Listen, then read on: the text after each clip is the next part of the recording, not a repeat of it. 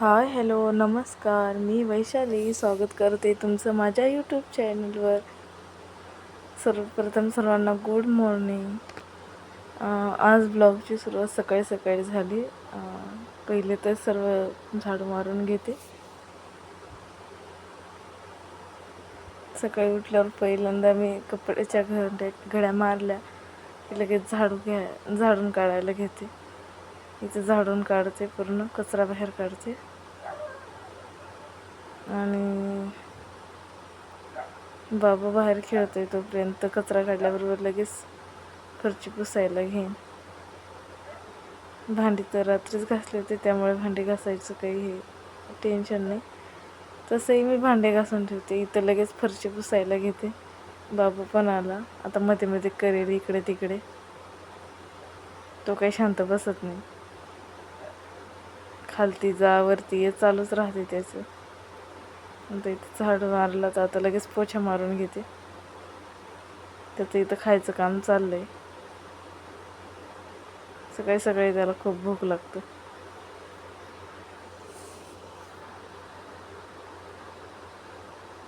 बराच वेळ लागतो पोछा मारायला, पण कधी कधी कंटाळा येऊन जातो. त्याची लुडबुड चालू आहे मध्ये मध्ये. त्याला म्हटलं कचरा बाहेर फेकतो, बघ तिथंच फेकतो. खूप बदमाश होत चालला. जसं जसं मोठं होते तर त्रास देते. चला मग लगेच पोछा मारून घेते, बोलते नंतर. मग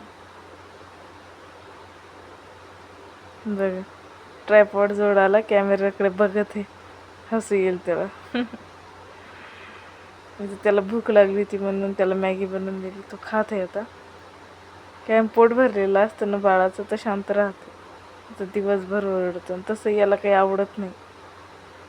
खूप कमी गोष्टी आहेत की त्याला आवडतात खाण्याच्या. आता त्याची आंघोळ वगैरे झाली. आता बघा खाली गेलाय त्याच्या बाबाकडं मातीमध्ये खेळायला. खात नाही माती, तेवढं तरी बरं आहे, खेळतो. इथं बघा आता हे नवीन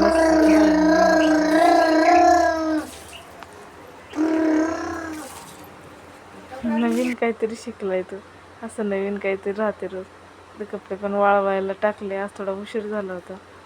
दुपारचं ऊन तर भरपूर कडक आहे. इथं म्हटलं आता दुपारचे 4 वाजलेत, तर थोडं स्वतःसाठी पण आराम करूया, स्वतःसाठी वेळ देऊया. बाबा त्याला घेऊन गेले फिरवायला, तर थोडंफार मी पण आराम करते. हा टायमिंग माझ्यासाठी असतो. मला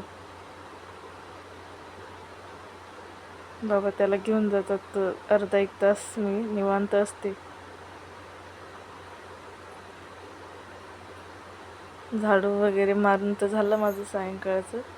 आता इथं कपड्याच्या घड्या घालून घेते. कपडे पण सुकले.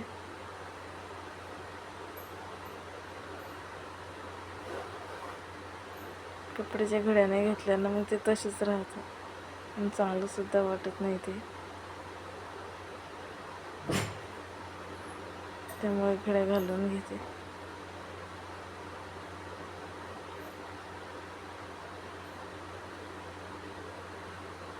वातावरण पण आज फ्रेश होतं. ऊन होतं पण एवढं काही जाणवलं नाही आज, नाही तर खूप जाणवते ऊन.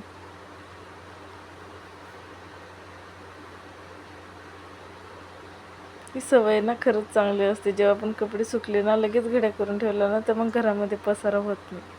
नाही तर आपण आणले तशीच ठेवले ना, मग तो पसारा होत जातो. मग आपल्यालाच अवघड पुन्हा काम करायला. आता इथं झाले माझे कपडे घड्या करून.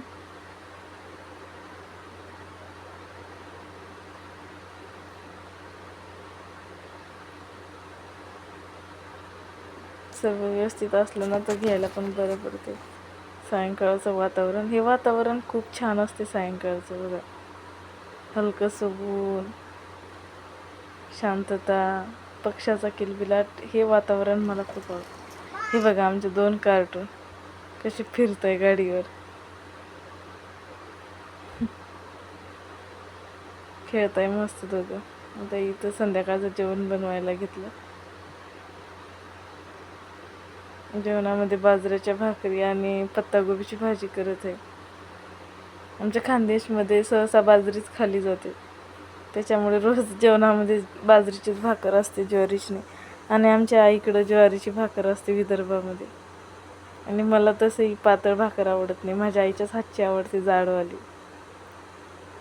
मला अशी थापून केलेली पातळ भाकर नाही आवडत. मी तर भाजी बनवून घेते.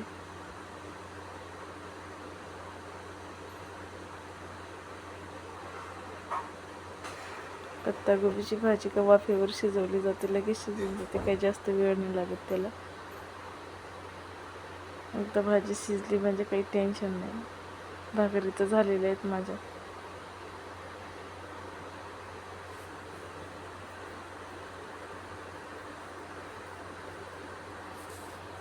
5-7 मिनिटमध्ये शिजून जाते वाफेवरती, काही जास्त वेळ लागत. जेवण करून घेतलं, ते काही शूट नाही केलं कारण की खूप भूक लागलेली होती. आणि आता लगेच किचन आवरून भांडे घासायला घेतले, कारण की तसं राहिलं ना मग सकाळी मला ते जास्तच लोड होतं. एक तर माझा बाबा काही राहत नाही जास्त वेळ, थोड्या टाईममध्ये मला कामावर पण घ्यावं लागतं. भांडे पण खूप सारे पडले होते, घासून घेते, तेवढाच पसारा कमी होऊन जातो. आणि काही ताई मला विचारत असतील, हा नळ का बरं असा उलटा केला आहे, तर तो खूप लीक होत होता. आणि फौजी काही घरी नाही त्याला रिपेअर करायला, आणि गाव छोटं असल्यामुळे इथं काही प्लंबर वगैरे पण नाही आहे.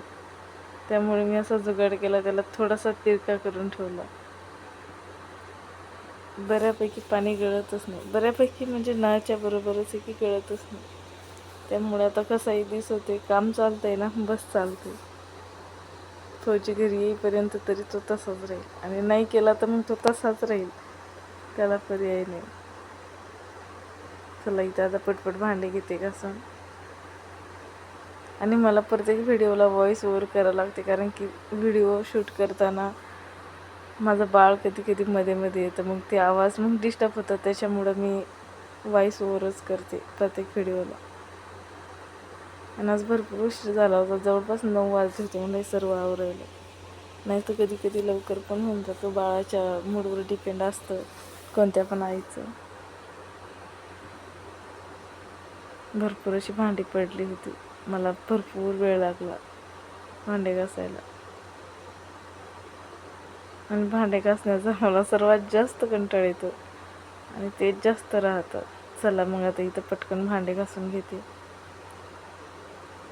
बाकीचे पण थोडेफार कामं असतातच, आणि दिवसभर कितीही काम कधी दिसणार नाही की आपण काम केलं म्हणून. काही ना काही काम निघूनच जातं.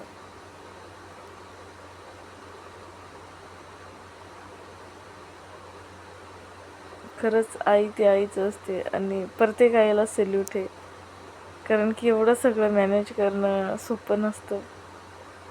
जेव्हा माझं लग्न झालं तर आईला भरपूर बोलायचे की हां असं तसं, पण आता जेव्हा मी आई झाली ना तेव्हा समजते की खरंच किती अवघड आहे, आणि आपली आई कशी मॅनेज करत होती या गोष्टीला. आता समजतं आई पण काय असतं खरंच.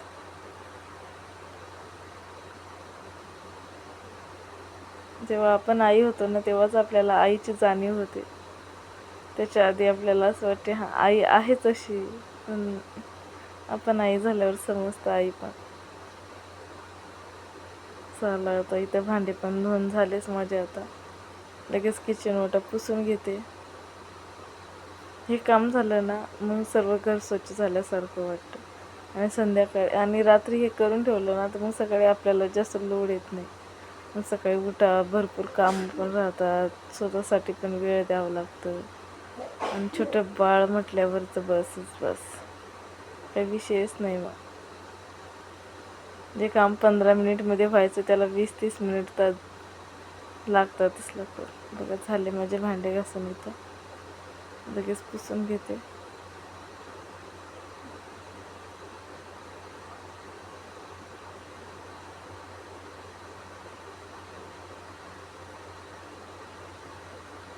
किती पण स्वच्छता ठेवली ना, पण ज्या घरात बाळ आहे ना त्या घरात कचरा होतोच. बघा आता इथं पूर्ण माझं किचन स्वच्छ करून झालं, आणि असं होतं माझं दिवसभराचं रुटीन. चला मग भेटूया नवीन व्हिडिओसोबत. तोपर्यंत बाय.